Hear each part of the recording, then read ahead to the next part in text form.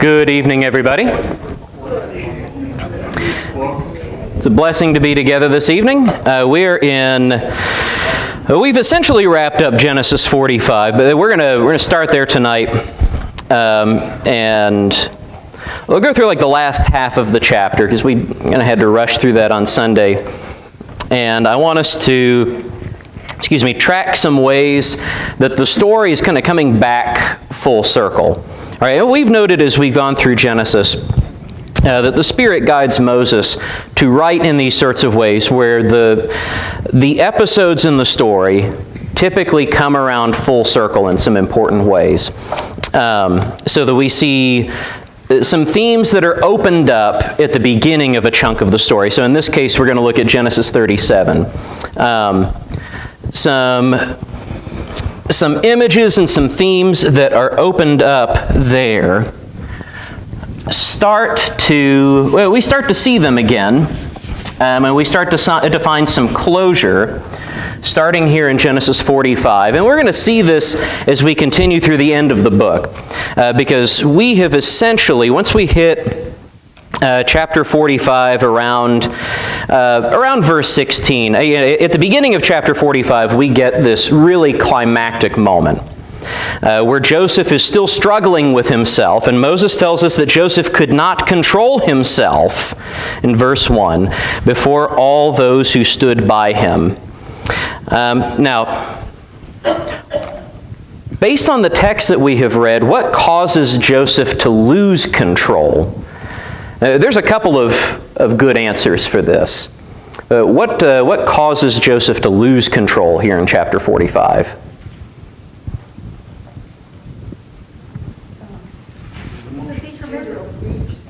Yeah, Judah's speech. Yeah, Judah gives this. It's an incredible speech. It is really hard to overstate how incredible Judah's speech, starting in chapter 44 and around verse 16, is. The righteousness that he demonstrates. And we've gone through and we've seen how at various points in the story, whenever the brothers demonstrate their righteousness, that's whenever Joseph weeps. At least up to this point, we have seen that. And here in the face of this incredible righteousness from Judah, we see Joseph trying to control himself in verse 1, but he can't control himself anymore, and so he cries out, "Make everyone go out from me." And no one stayed with him when Joseph made himself known to his brothers, and he wept aloud. And this time, unlike the other times, he does not hide it from his brothers, and he reveals himself to them. Now, Judah we might call Judah the proximate cause of his weeping. Right? That's the thing immediately in front of him that he's reacting to that causes him to weep. But ultimately, who do we know is causing Joseph to lose control? Ultimately, it goes back to God. You remember the blessing that Jacob gives in chapter 43. May God Almighty, so this is chapter 43, verse 14. May God Almighty grant you mercy or compassion before the man, and may he send back your other brother and Benjamin. But this is Jacob's blessing on the brothers as they're about to go back to Egypt again, with the double money and the gift, and with Benjamin, and they are going to go and grovel. Jacob says, "May God Almighty, may El Shaddai grant you compassion before the man." And what we find is that at this point, Joseph's compassion starts warming in him. And at first he controls it. But what we see in chapter 45 and verse 1 is that now he can no longer control himself, but he cries out and he weeps and he reveals himself to his brothers. All right, this is the climactic moment of Joseph's story. And the rest of the book is essentially going to be falling action. All right, all of the action of the story that takes place after the climax. And this is going to serve as the climax not just of Joseph's story, but also of the book of Genesis. And it's going to lead us into the book of Exodus and help us understand how Israel is in the situation they're in Exodus chapter 1. All right, so let's consider some of the things that happens here at chapter 45 and verse 16. We'll start in chapter 45, verse 16. When the report was heard in Pharaoh's house, Joseph's brothers have come. It pleased Pharaoh and his servants. And Pharaoh said to Joseph, "Say to your brothers, do this. Load your beasts and go back to the land of Canaan, and take your father and your households and come to me, and I will give you the best of the land of Egypt, and you shall eat the fat of the land. And you, Joseph, are commanded to say, do this. Take wagons from the land of Egypt for your little ones and for your wives, and bring your father and come. Have no concern for your goods, for the best of all the land of Egypt is yours." Well, the sons of Israel did so. And Joseph gave them wagons according to the command of Pharaoh, and gave them provisions for the journey. To each and all of them he gave a change of clothes. But to Benjamin he gave 300 shekels of silver and 5 changes of clothes. To his father he sent as follows: 10 donkeys loaded with the good things of Egypt, 10 female donkeys loaded with grain, bread, and provision for his father on the journey. Then he sent his brothers away, and as they departed he said to them, "Do not quarrel on the way." So they went up out of Egypt and came to the land of Canaan to their father Jacob. And they told him, "Joseph is still alive, and he is the ruler over all the land of Egypt." And his heart became numb, for he did not believe them. But when they told him all the words of Joseph, which he had said to them, and when he saw the wagons that Joseph had sent to carry him, the spirit of their father Jacob revived. And Israel said, "It is enough. Joseph, my son, is still alive. I will go and see him before I die." All right, so let's look at some of the things that are kind of coming around full circle, starting here in chapter 45. All right, at the end of chapter 37, you'll remember that the brothers strip Joseph of his robe before they throw him into the pit. Here in Genesis chapter 45, there's a reversal of that. Now, Joseph is clothing his brothers. And this is part of the demonstration of his incredible wealth. All right, we talked about this on Sunday night in the Q&A, just the value of a shekel in the ancient world, and how your common laborer is going to make somewhere in the neighborhood of like 6 to 10 shekels every year. And how much is Joseph giving just to Benjamin? 300 shekels of silver he's laying on Benjamin. Incredible amount of wealth. And by the way, we should get that sense about all of the patriarchs in Genesis. Do y'all remember how much Abraham spends on his burial plot, the cave of Machpelah? It's 400 shekels. That should give us some sense of just how incredibly wealthy Abraham was as well. But here, clothing is always important in Joseph's story. And Joseph here is providing changes of clothing to his brothers, which, again, in the ancient world would have been very, very valuable. Right? You often see clothing given as payment for things. So, for example, most famously, at the cross, right? What are the guards being paid with? Well, Jesus' clothes. And what's special about Jesus' clothes? Yeah, they're seamless. They're all of a piece, right? And so the normal practice, if you took execution duty, your bonus pay, as it were, it was to split up the clothing of the guy that you're hanging, right? And so they would split it along the seams, and clothing was very, very expensive in the ancient world. And so it would be worth a lot of money for them even to take a sleeve to be able to work with. In fact, you might remember, well, we're going to study this later, but during the Exodus, God makes a lot of promises to Israel, things that they will never have to worry about, right? Food is one of them. They're not going to starve in the wilderness. They're not going to die of thirst. God's going to provide those things. But what does he promise them regarding their clothing? Do y'all remember? It'll never wear out. And not only is that just like a miracle on the face of it, that they're going to wander around for decades and their clothes not wear out, but that's a blessing as big as providing them all of that food and water, because he's providing them an incredible wealth in preserving their clothing for them. Here, Joseph is giving a change of clothing to each brother, and then how many for Benjamin? 5 changes of clothing.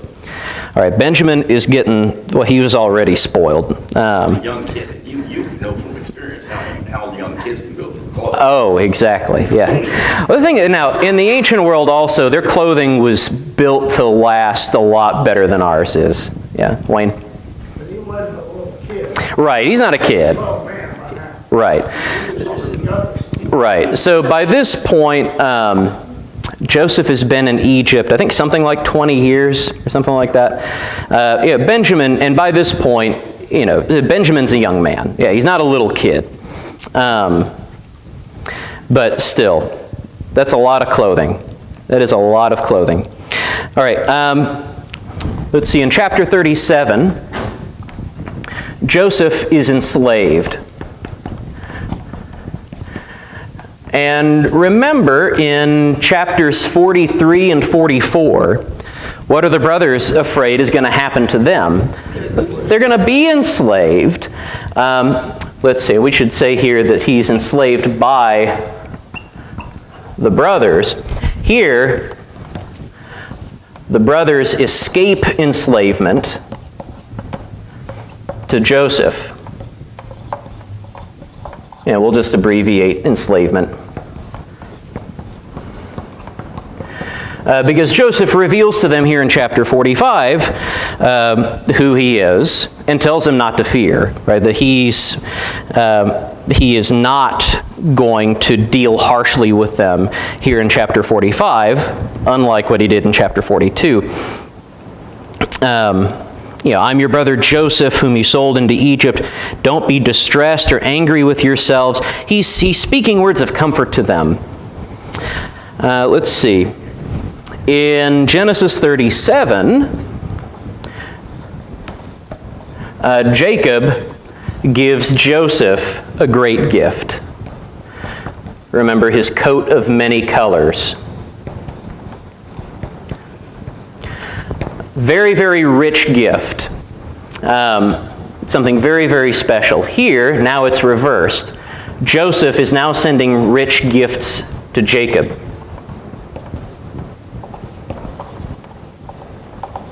Sending the wagons, sending 20 donkeys laden with all kinds of provisions. Let's see. In chapter 37, at the end of the chapter, right, as part of their conspiracy, the brothers bring this coat of many colors, this special robe. They bring it to Jacob and they say, please identify whose this is, like they don't already know. And Jacob identifies Joseph's robe. And he knows, surely my son has been torn to pieces based on the evidence of the robe. Here, Jacob is now given Joseph's words. And he identifies Joseph based off of those words. It is enough. My son Joseph is still alive. All right, so formerly he's verifying that Joseph is dead. Now in chapter 45, he's able to verify that Joseph is alive based off of the evidence that's given him. And because of this, in chapter 37, of course, Jacob is grieved. And what does he say is going to happen to him at the end of chapter 37? Y'all remember? He's really kind of melodramatic about it. Where does he say he's going to go? To Sheol. Yeah, I'm going to cry myself into Sheol, essentially. Now, remember what it was at the end of chapter 44 that Judah said he was afraid was going to happen to his father. He was afraid that they were going to take his gray hairs down to Sheol. And Joseph prevents that from happening by revealing himself and by not keeping Benjamin as a prisoner or a slave. And so at the end of chapter 45, we are told that Jacob's spirit revived in him.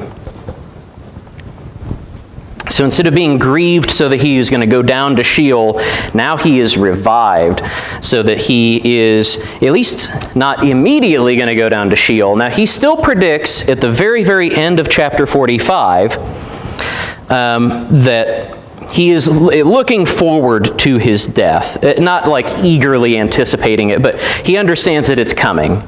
Right? It's enough. Joseph, my son, is still alive. I will go and see him before I die.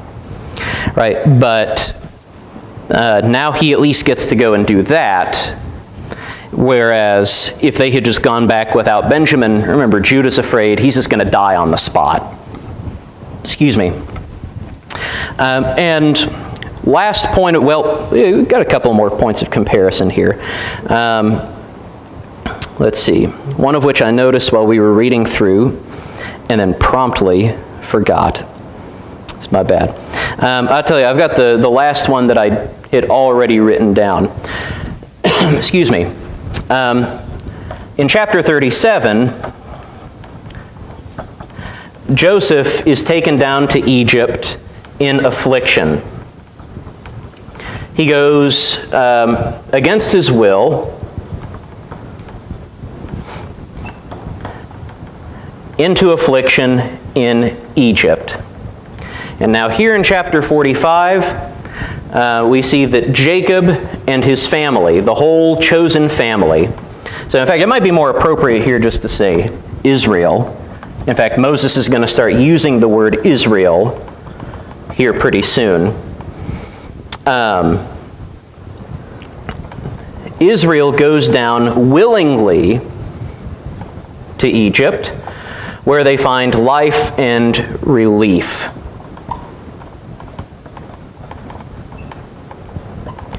All right, so all of these things are kind of coming full circle as the story comes to a close. All of these themes that Moses introduced at the very beginning, now he is bringing to a close. Moses started using Israel in verse 28. Moses started using Israel in verse 28. Yes, and Israel said. And notice the way he switches on a dime here at the end of the chapter. This is a key thing to notice. In verse 27, but when they told him all the words of Joseph which he had said to them, and when he saw the wagons that Joseph had sent to carry him, the spirit of their father Jacob revived. All right, so there he's given his personal name, his given name, Jacob. And then in our English Bibles, just a couple of words later in verse 28, and it's very, very close in Hebrew too. In verse 28, now he's being called by his national name. And Israel said, "It is enough. Joseph, my son, is still alive. I will go and see him before I die." And then that thread is picked up again immediately in chapter 46 and verse 1. So Israel took his journey with all that he had and came to Beersheba and offered sacrifices to the God of his father Isaac. Right, but chapter 46 is going to be opened with this national identity, right? So it's not just, at least we know, it's not just the man, Israel, who is going down into Egypt. This movement starting in chapter 46 is the entire nation going down into Egypt. And sometimes Moses will do that to cue us in that there are national implications for what's going on, for all of God's chosen people, not just for the one man, Jacob. All right, so that brings us up to chapter 46. Any questions or comments before we continue in? Okay, so this,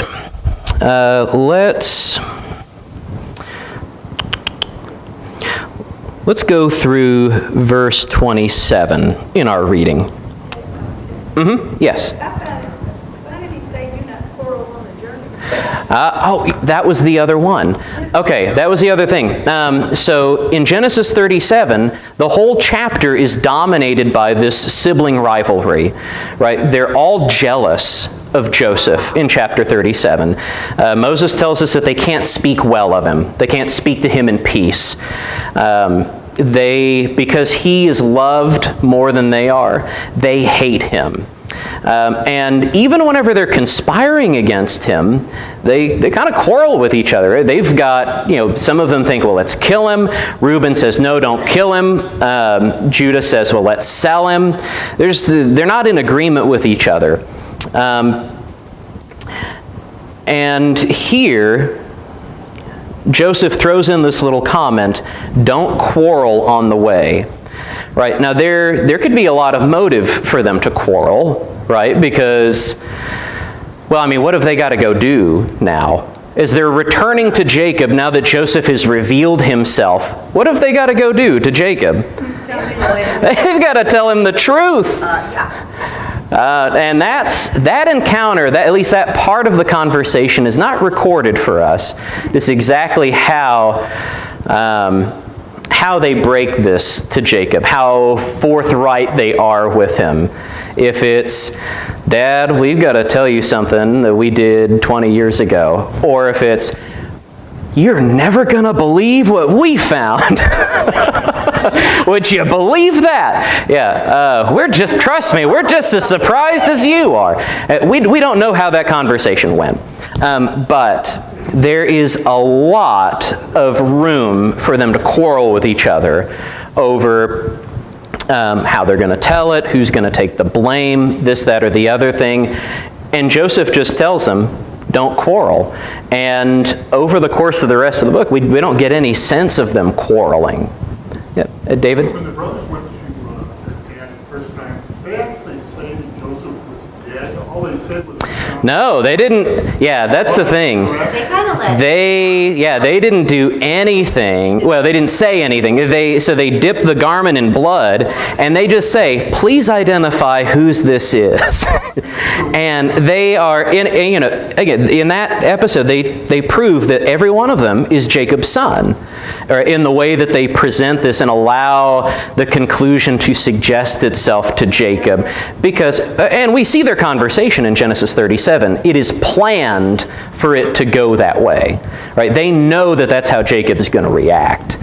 And so now we don't know. We know that Judah is a much, much better man by this point in the story. In fact, that's been the point of Genesis 38. That's the point of him taking the 4 in Genesis 44. And this is not going to be the last time that Judah takes the 4, by the way.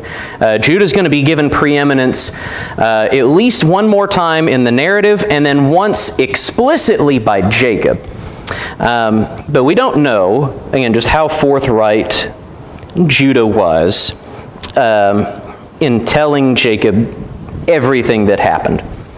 But yeah, good question about the quarreling. All right, any other questions or comments? All right, let's jump into 46 then.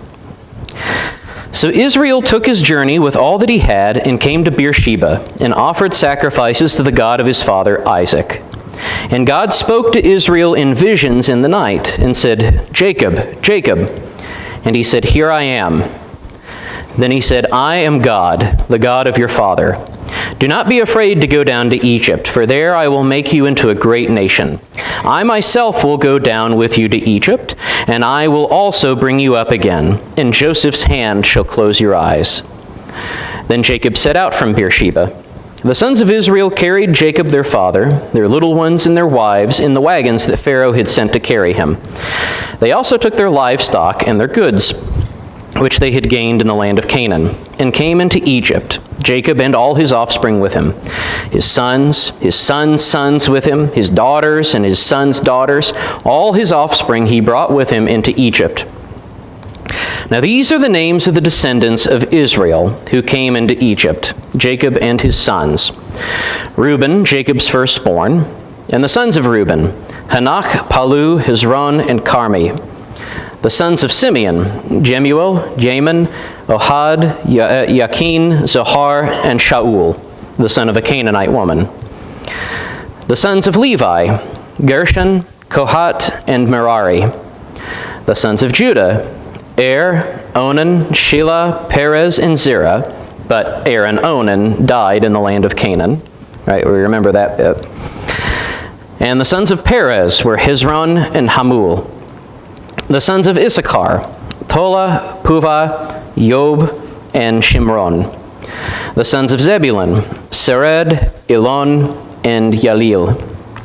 These are the sons of Leah, whom she bore to Jacob in Paddan Aram, together with his daughter Dinah. Altogether his sons and his daughters numbered 33.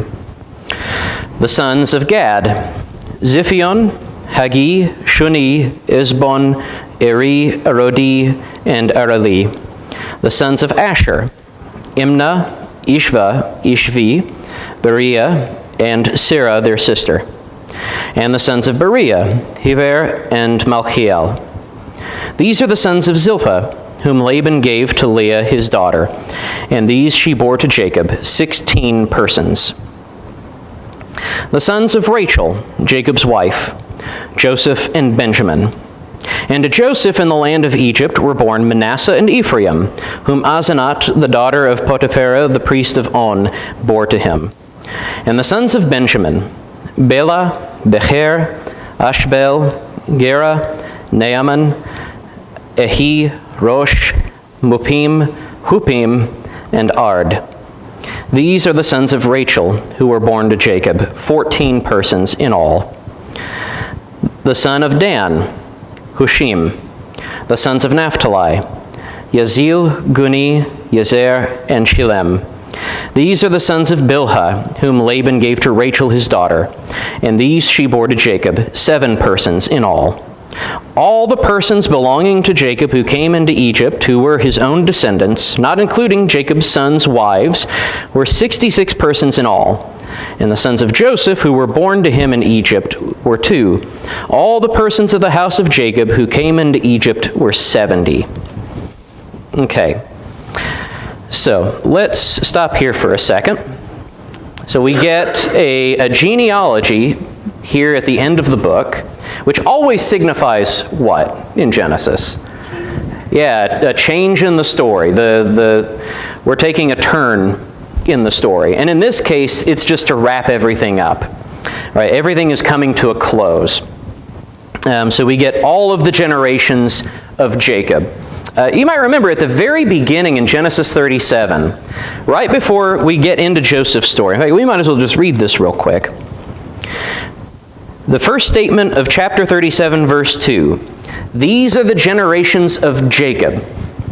And then how many of the generations of Jacob are we given? Immediately after that. None of them. This is what you would expect for the beginning of a genealogy. And Moses doesn't go into the genealogy like we would expect.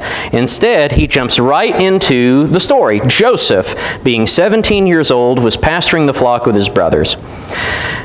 And it's almost like this notice, these are the generations of Jacob, has been held in suspense over these last several chapters. And it's finally coming to a close here in chapter 46.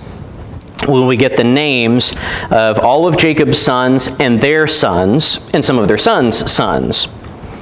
70 persons. All right, but let's back up to the beginning of chapter 46.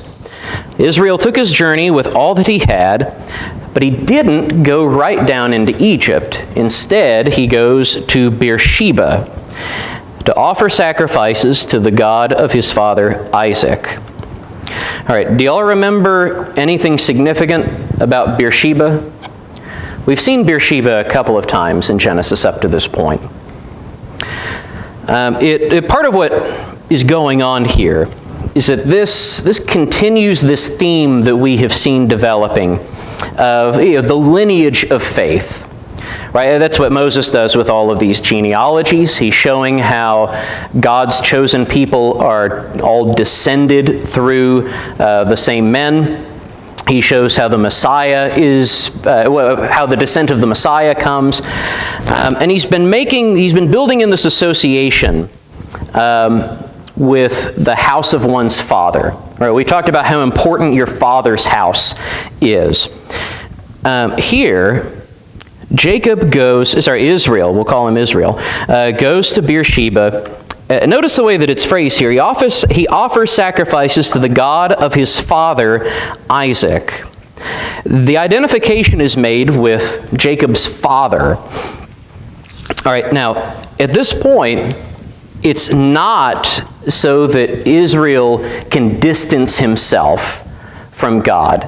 Because look at the way God identifies himself in verse 3. And he said, I am God, the God of your father. Right, this is the way God's identifying himself to Jacob. The God of your father. Because what's important about Beersheba is that that is the place where Jacob's fathers have worshiped God. All right, so if we go back to Genesis chapter 26. All right, now earlier in the chapter, right, we witness Isaac's own faithlessness with Abimelech.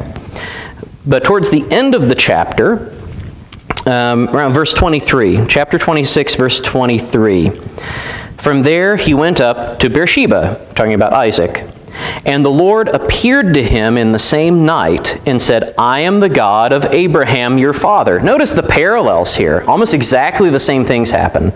God appears in a vision and says, I'm the God of your father. Fear not, for I am with you and will bless you and multiply your offspring for my servant Abraham's sake. So he built an altar there and called upon the name of the Lord and pitched his tent there. And there Isaac's servants dug a well. All right, so God appears to Isaac, and we'll notice some more parallels in just a second. But he furthermore builds an altar at Beersheba.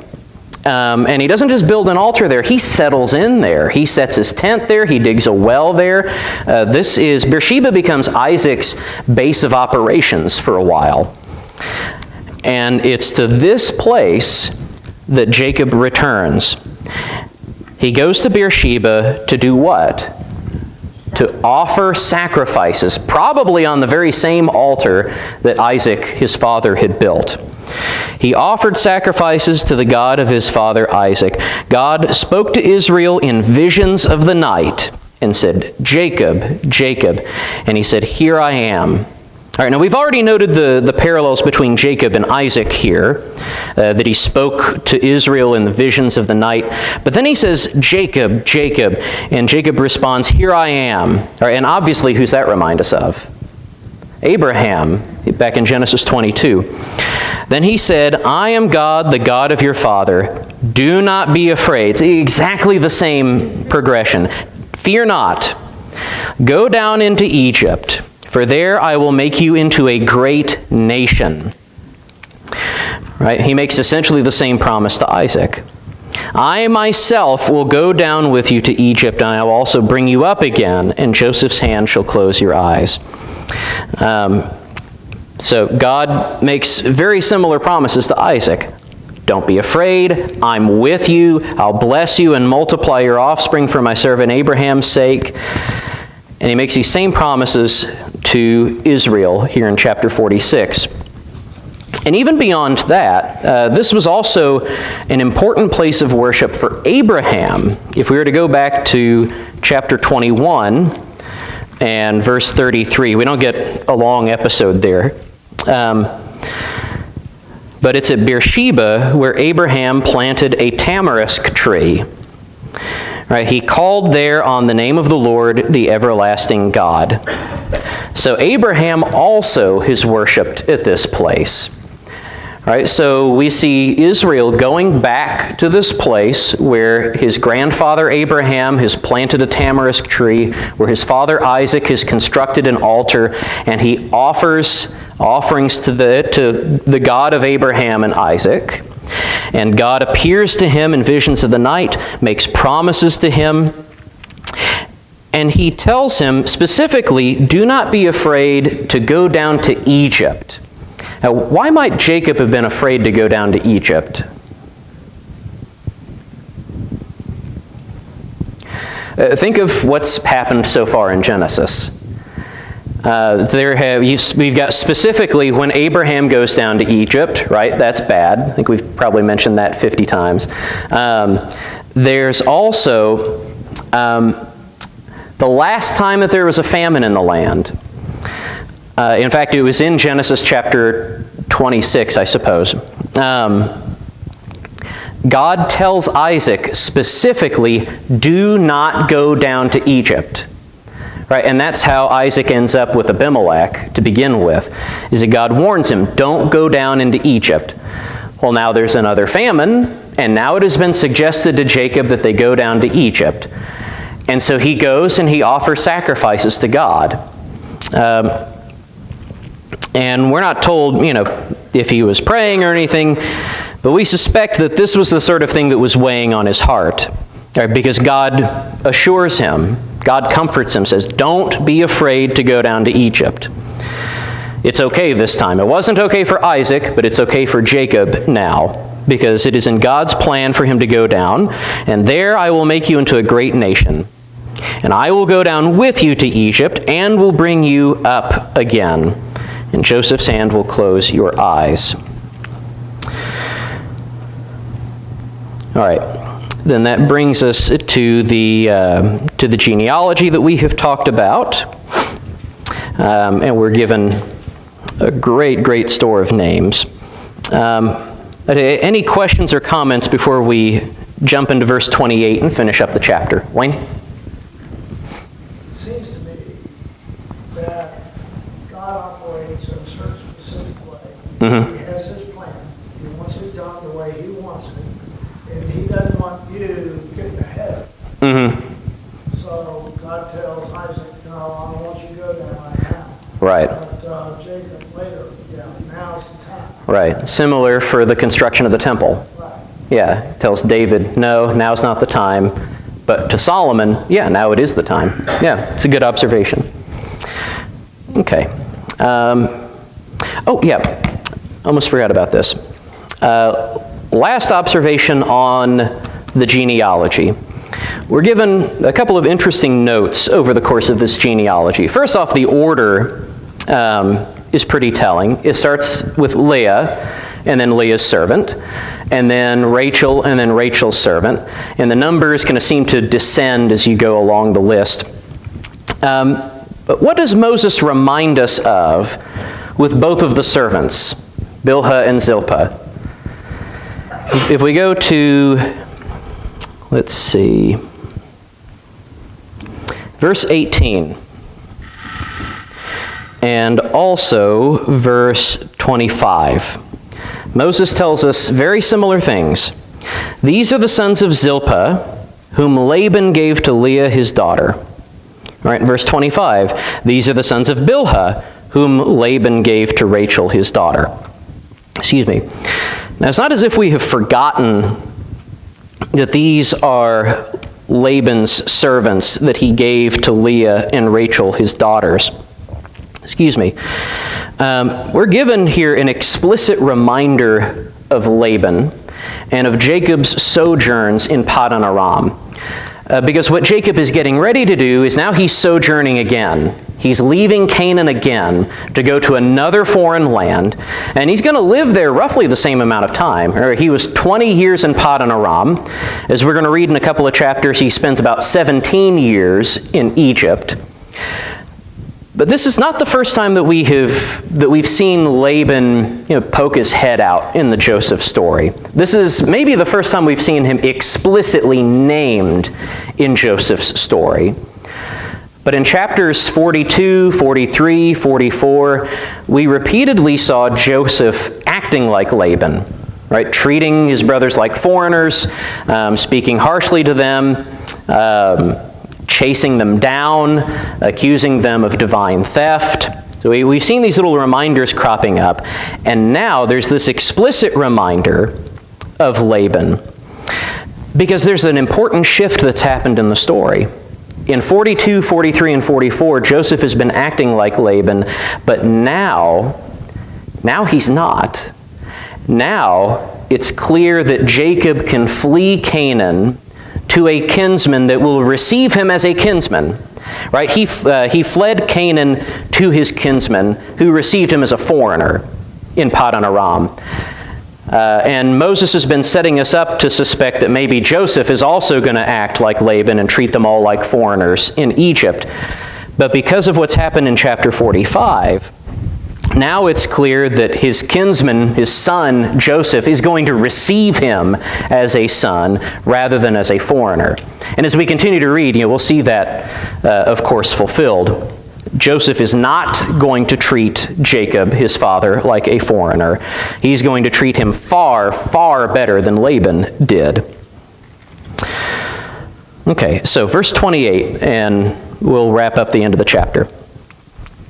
He had sent Judah ahead of him to Joseph to show the way before him in Goshen, and they came into the land of Goshen. All right, so notice again, Judah is brought into the fore.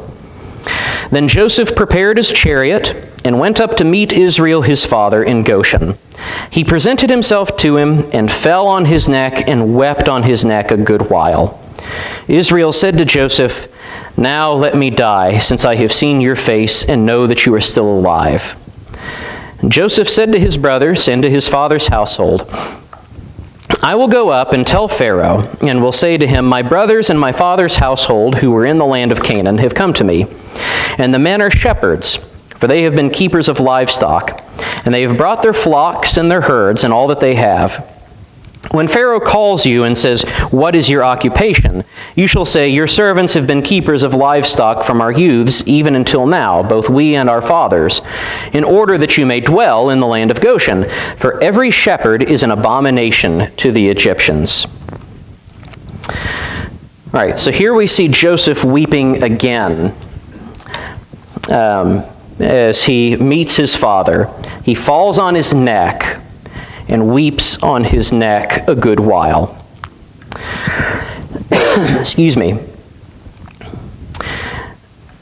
And he comes up with this plan, Joseph does.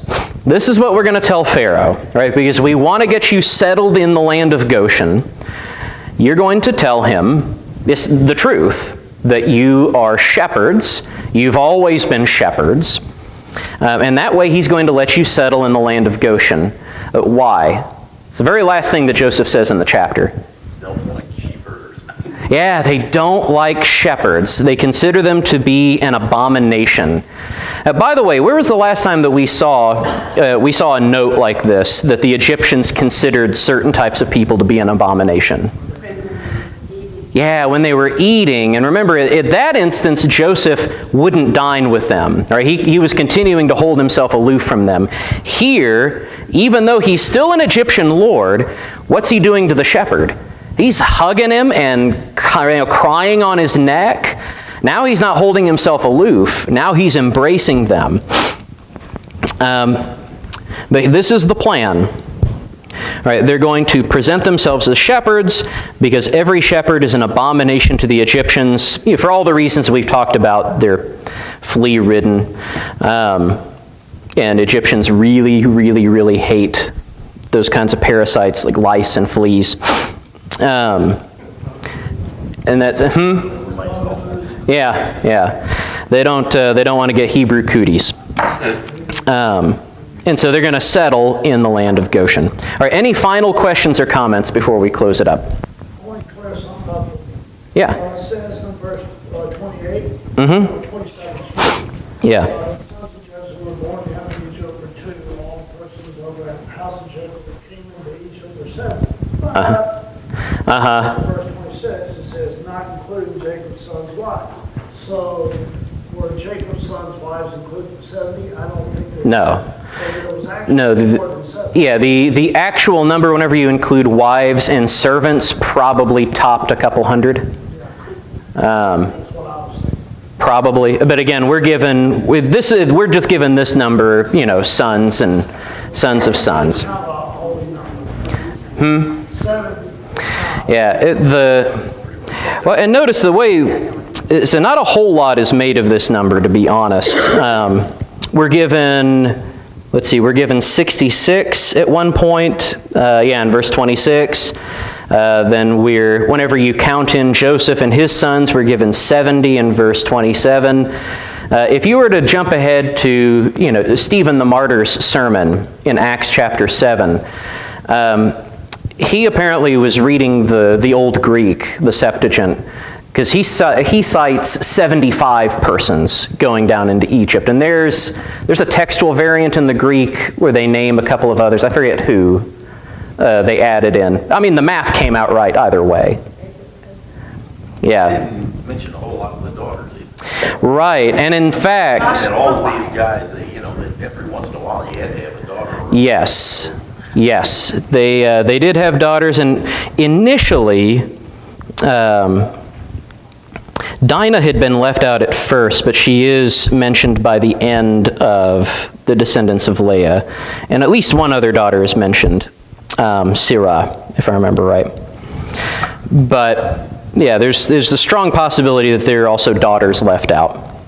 So. It says that they brought their wives and daughters. Yeah, they brought everybody. So there are daughters. They're just Right, by name. right. Yeah, they've not left anybody behind in Canaan. It's a big crew that's coming down into Goshen. And of course, we know ultimately it's going to get a lot bigger. Right, that sets us up for the conflict of Exodus 1. So you got a good start. They have a good start, yes. All right, thank you so much for your questions and your comments and your kind attention this evening.